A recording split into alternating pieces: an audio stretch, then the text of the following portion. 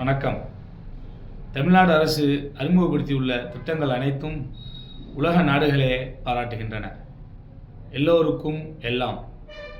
இன்றைய நிதிநிலை அறிக்கை 2025-26. மகளிர் உயர மாநிலம் உயரும். பட்ஜெட்டில் ஒளிரும் மகளிர் திட்டங்கள். மதுரை, கோவை, சென்னையில் தலா 1000 மாணவிகள் பயன்பெறும் வகையில் ரூபாய் 275 கோடி மதிப்பீட்டில் மாணவியர் விடுதி அமைக்கப்படும். மகளிர் விடியல் பயண திட்டத்திற்கு ரூபாய் 3600 கோடி நிதி ஒதுக்கீடு.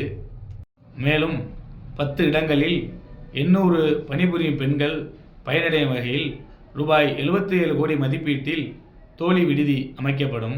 மேலும் 10,000 சுய உதவி குழுக்கள் உருவாக்கப்பட்டு 37,000 கோடி வழங்கிட இலக்கு. மகளிர் உரிமை திட்டத்திற்கு புதியவர்களும் விண்ணப்பிக்கலாம். உரிய வாய்ப்பு வழங்கப்படும். இதுபோன்ற எண்ணற்ற திட்டங்களை மகளிர் நலனுக்காக அறிவித்து கொண்டே இருக்கிறது நமது திராவிட மாடல் அரசு. இந்தி திணிப்பை என்றும் எதிர்ப்போம். தமிழ்நாடு போராடும். தமிழ்நாடு வெல்லும். இதுவே எங்கள் இலக்கு.